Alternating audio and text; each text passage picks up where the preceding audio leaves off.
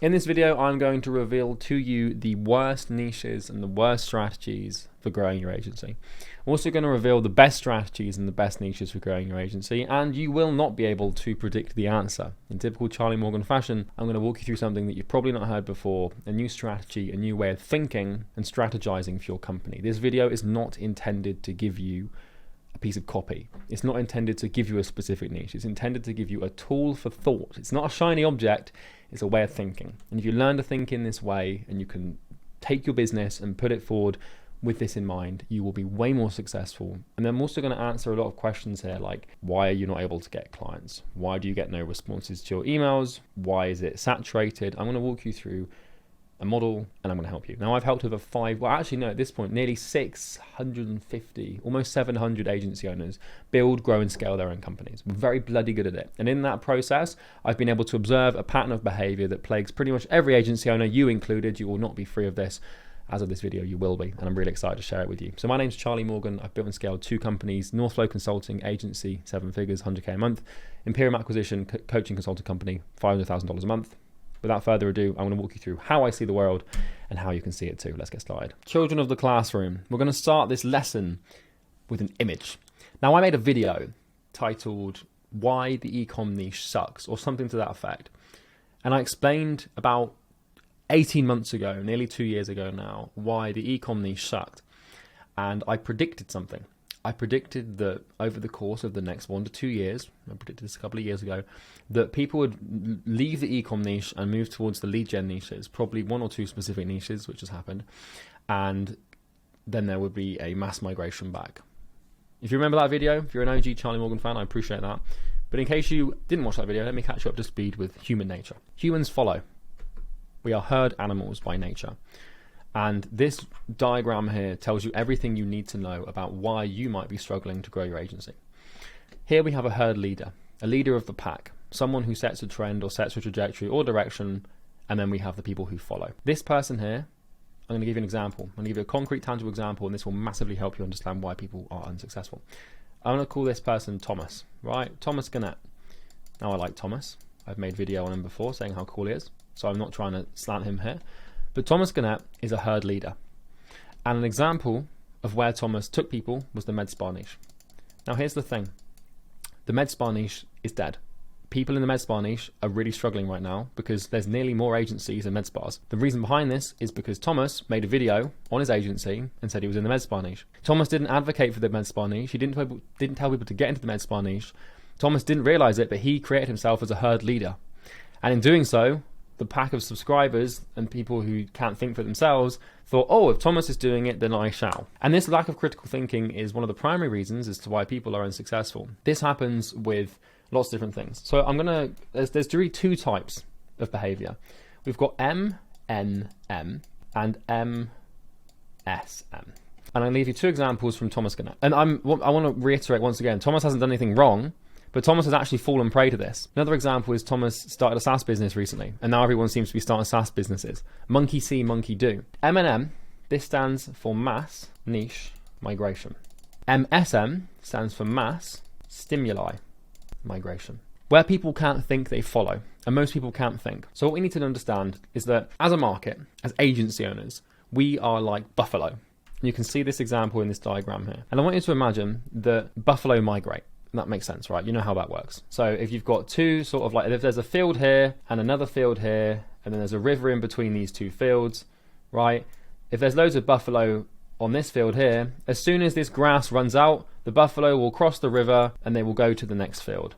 And then they will eat all this grass. And by the time they've eaten all this grass, they will cross the river again back to this grass, which has grown. And this will repeat itself over and over again for centuries until an asteroid strikes or until we hunt them all down. This is called mass, it's just migration, right? It's not called mass anything.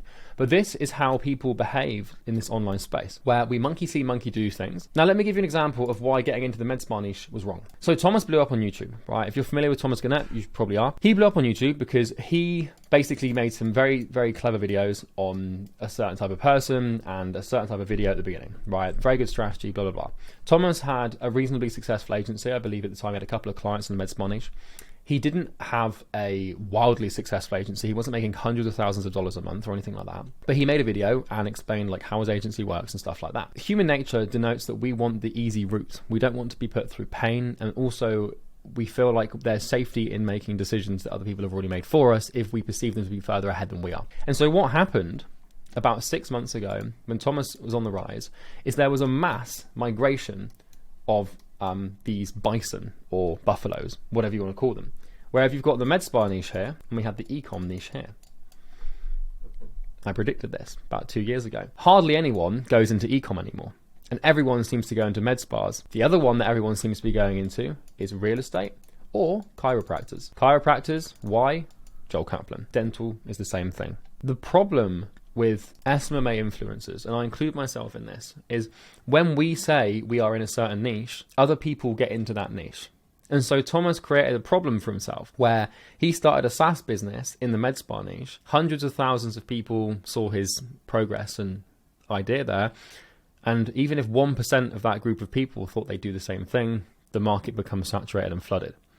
So I need you to look yourself in the mirror here and ask yourself, are you building your business or somebody else's? This is the big question that a lot of people need to ask themselves these days. And so this works with niches, right? Because what's happening now is we've got this med spa niche. And I predict and guarantee, due to the nature of the mass niche migration or whatever I've coined it here, I believe with the med spa niche, there will be a mass exodus out of this niche in the next 6 to 12 months. And it will become known that the med spa niche is dead. This happened in ecom about 12 months ago. About a year after I made the video on it, where the conception of the SMMA space was led by Iman Gaji, by Kai Bax, by Jordan Platten, Jaime Higuera, right? The four musketeers, so to speak. Now, I don't have opinions. I love Jordan because I'm good friends with Jordan. The other three guys I don't really know, so I don't really have too much of an opinion. But all of those guys had agencies in the e-com niche. Kai Bax, I think he did. I'm not sure. But they were running ads telling people to start agencies, selling 997 courses. That's fine. They do them. What we found is a ridiculously stupid rise, an irrational rise in the number of people joining the SMMA space and getting into the e-commerce niche. What we then found about a year after that happened is nobody in the e-com niche could get clients except from those who were incredible at service delivery.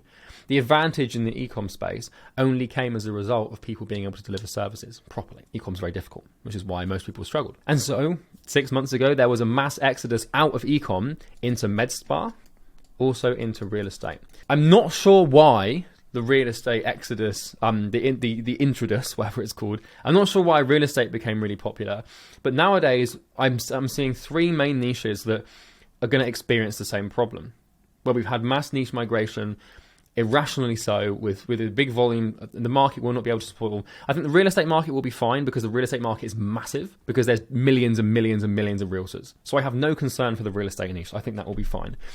The concern comes from the med spa niche, the chiro niche, the dental niche is having it quite bad as well at the moment.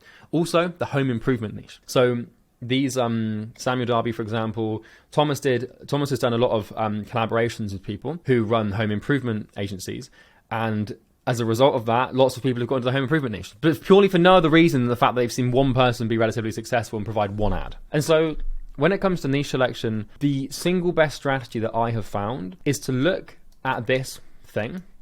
Right, so imagine here, we've got a river. Let's say we've got two rivers. Two rivers, right?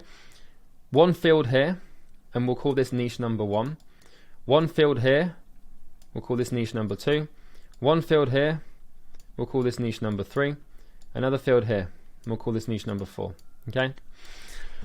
What happens is everybody's in niche number 1, right? Like ecom. From a cup, I'll give you this example, like it's plain as day, this is so obvious. Everyone was in ecom. And then what happened is Thomas Gannett came on the rise, and everybody went from ecom into med spas, right? Or into like home improvement, or into chiros, right? It's pretty much everybody did that. And then because what happened is there was no grass left to be eaten. In number 1, it was too saturated, so to speak. And then what's going to happen? So right now we're in this state, and we are in the process now where we've maybe got half the grass that we had initially. It's getting very difficult to work in these niches because there's just so many people in there, okay? And so what will happen is the grass will be consumed, and then another shiny object will come on the rise over here. And I can already tell you exactly what this is. This is SaaS. This is happening as we speak. Trending in the market. It's plain as day, you can see it. Thomas starts a SaaS. Everyone else thinks, oh, SaaS, cool, I'll start a SaaS. So it doesn't even have to be the niche. It can be the business model, right? Thomas could go and say, I'm done with Smma'S and I'm going to start consulting. And thousands of people would go and follow in his direction. And you know what? It's interesting to watch this, but it's hard to predict where people are going to jump. But the single best strategy for niche selection is to figure out where everyone's going next, or figure out where everybody is at the moment and where the market's trending, and go in the reverse opposite direction. Because what starts to happen when everybody leaves this niche over here is the grass will start to grow back. And if you can get in here and eat all the grass before this cycle repeats itself, then by the time people come back to look at the niche again and consider the mass exodus out of number 4 into number 1 again, you'll have eaten all the grass. Now, this is a mental model. I'm not suggesting you get back into ecom because people have left the ecom niche. In fact, I wouldn't touch the ecom niche with a barge pole. But the principle and the model stays the same. I will give you another example of the mass niche thing.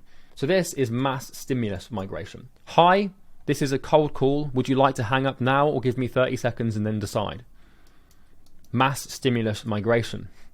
Thomas made a video, right? Thomas, I'm not throwing shade on you, mate, but this is the point. Where attention goes, migration flows. Hi, this is a cold call. Would you like to hang up now or give me 30 seconds and then decide? That will only work for another 6 months, I expect. Depending on the niche, once again, depending on the market. But I do not see that working for any longer than 6 months. Same with, okay, so do you run Facebook ads or Google ads? Cold DM opener. Won't work anymore. Like these, you have to start looking at patterns. The closer that you are to the herd, the worse off. Because here's the thing, in nature, right, this is a viable strategy because there is safety in numbers. Because if a lion decides to attack this herd, the chances of you being the one that gets attacked is very slim. But in business, we can't do the same thing because lions don't attack us, okay? Mass niche migration, mass stimulus migration. If you want to win and you want to make life as easy as possible for yourself, go in the opposite direction of the herd. Find your own patch of grass. And the great thing about it is it doesn't have to be a big patch because there's only you there. If everyone starts saying, hi, this is a cold call, would you like to hang up and give me 30 seconds and then decide? Why don't you say, hi, this is 30 seconds, would you like to cold call? I'm joking. Don't invert it like that. That sounds stupid. But you can come up with something different. You can say, look, Mr. Prospect, I'm supposed to tell you this is a cold call to try and to see if I can get your permission to pitch. How about we skip that part and I just pitch you? The antithesis of this will be what works best because it always is. When everybody goes in one direction, I don't like the cliche because it makes me cringe, but when everybody zigs, you should zag, or when everybody zags, you should zig, or I don't really like that. It makes me cringe, but the principle applies. If you see all of your peers following a herd leader and there's a mass exodus of a specific niche or a specific stimulus into something else, be careful. Because this happened with Bitcoin. This happened with Tesla. This happened with stocks. It happened with real estate in 2008. When everybody starts doing something, it will soon become the wrong thing to do, especially if it's in isolated, tight markets like we are on the Smma'S space. Be careful of this. Beware of it. Now, if you find yourself in the med spa niche or the home improvement niche or the chiro niche, by no means do you have to switch and panic. I just want you to be painfully aware of what's happened. Like, this is the thing about your business skills, right? When you make a decision in business, ask yourself, why am I making this decision? So if you're in the med spa niche, ask yourself why you're in the med spa niche. Is it because you love the niche and you've got a passion and you truly believe you can help them? Or is it because you saw one person one time winning and you saw a group of other people going into it and getting good results? When you make a decision in business, you have to ask yourself why you're making the decision. And if the why isn't critical, if it's not logical and rooted in a coherent line of thought towards a goal, there's no point in doing it. Just because somebody else does it doesn't mean it's the right thing to do. If Thomas Gannett jumped off a bridge, would you jump off with him? In fact, I'd hazard a guess to say, yeah, you probably fucking would.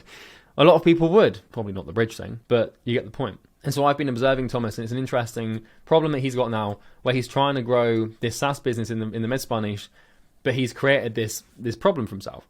And so now, when you have such a massive audience, this is why, in case you've ever wondered, this is exactly why I don't give my strategies, right? This is why I never say, here's the email copy I use, or here's the offer I use, or here's the cold calling script I use. Although I've made a few of those videos and they've done well, I could make, 10 videos back to back, giving you my exact DM approach, giving you the exact cold calling approach I use. I could tell you exactly what subject lines I use in my email. I could tell you exactly which niches I know are best, because I know which niches are best at the moment. I have a list of niches that I would start. But as soon as I make those videos, because I've got even the smallest level of influence, even if that video gets a couple of 10,000 views, for example, it cycles and cycles out of control because people misweigh authority. So I could go to everyone now and say, hey, the best niche in the world is insert niche here. And then by tomorrow, 400 people would have started in that niche. And then 100 of them would have got results. And then 500 other people would see those 100 people get results. And then it snowballs and it snowballs and snowballs. And after 6 months, nobody can get results and they all leave. So as a YouTuber, I have this moral dilemma where I can make very shiny videos and give you copy and give you scripts and give you the exact guarantees to use. And we do that inside of Easy Grow. So in our paid program, this is not a paywall sort of like buy my course thing, but I give people that in the program. And then because I hide it behind the paywall, the clients that pay for it and get it, they get good results because it's not accessible to everyone. And they keep the cards close to their chest because nobody wants to know what everybody's doing in the program, because otherwise everyone's going to do it. But when you see videos like steal my ads, people make those videos and then they preface them and say, please don't copy this word for word. They full well know everyone's going to copy it because it's human nature. And even if you tell people not to do it, they still will, because there's an incentive to do it. There's the incentive of reward, but also the incentive of pain avoidance, because then they don't have to do the work. And they don't trust themselves to do the work, so they trust you instead, so they just steal it from you. I think the easiest way to start an SMA is to steal shit, but the hardest way to grow it is to steal shit. You can start and get your first few clients by scraping the barrel of strategies that people have already tried and proven. But if you want to grow it and you really want to accelerate it to hundreds of thousands of dollars a month, you can't just copy. You know, everyone backs up this statement for some reason, like good artists copy, great artists steal. But as soon as you ask them why, they can't answer it. They say, oh, I don't know, just some famous artist said it, so it must be true. Picasso is a fucking genius, but why do we take that quote at face value? As soon as you ask someone why did you get into the med spa niche? You know, the thing about the stimulus, it's like, okay, well, you're asking, this is the cold call script you use. Hi, my name's Charlie. Would you like to, this is a cold call. Do you want to hang up or give me 30 seconds and decide, right? Why are you using that? Oh, because I saw it in a YouTube video and it works. Right? But if you can't tell me why it works, then you can't recreate that stimulus with a different framework that nobody else is using. And so you're always going to be reliant and dependent upon the work of other people for you to become successful. And the reason you got into business was so that you could do your own work to become successful. Now, I'm not shitting on anyone that does this, because I did it. You've done it. Everyone does it. It's the easiest way to get started. But it's a reliable strategy to begin with. But if you want to build something of value, you need to create your own thing. I'm telling you, because I've done it.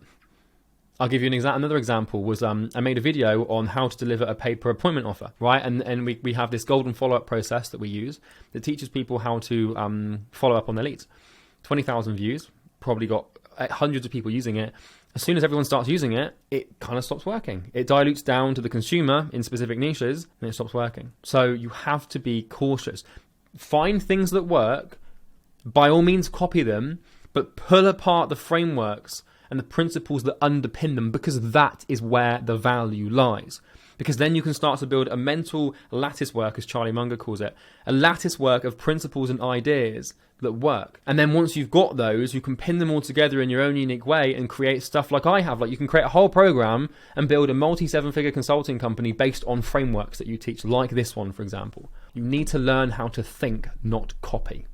You can't copy your way to financial freedom. You have to think and innovate your way there. And the only way you do that is by reasoning from principles. So I can tell you, why does that cold call script work? Because it asks for people's permission, it disarms them, and brutal honesty is how you build trust. What do you need to sell someone? Trust. So, hi, this is a cold call. Would you like to hang up now or give me 30 seconds? The reason it works is, first of all, you build trust because it's brutally honest. Second of all, people are so used to being sold stuff by people with concealed intentions, so they trust you even more. And the third thing is it gives a dynamic of power. This is a psychological principle. It shifts the dynamic of power. You still hold the power in the conversation, but they have permission, they have the power. They feel like they can direct the conversation. And he who feels like he's in control is more likely to let a circumstance roll out. So now you understand the principles that underpin that cold calling script. You can take those and you can build another one with different words, with a different set of stimuli that work in the same way, but don't seem like the same thing as everybody else. Because if a chiropractor has heard that cold call script 5 times, bought 2 agency services and been fucked over by them, they are now never ever going to be receptive to those words again. But I'll tell you what they will be receptive to, the frameworks. Most agencies can't deliver results. And so when you use the same processes to get clients as most agencies, you immediately group yourself into the same bucket of people who can't deliver results. Because if someone comes to you and uses a very specific piece of copy and a specific sales script to sell you something, and then you don't deliver it, what happens when somebody else comes along with an identical process? You immediately assume they can't deliver, even if they are better than the other person. You won't hear any of it because we learn. It's called classical conditioning. So that's how this works. It pains me to see people fall into this trap, and I hope it's not something that you're going to do. I teach stuff like this inside my paid program, Easy Grow, in way more detail, where we actually do provide strategies and stuff that I wouldn't release on YouTube out of respect for my clients. I hope you found it useful. If you did, you can subscribe. If you want to look at my product, you can click the first link in the description. I don't care if you click the link or not. I just hope this video helps you. Subscribe and have a good day. Take care.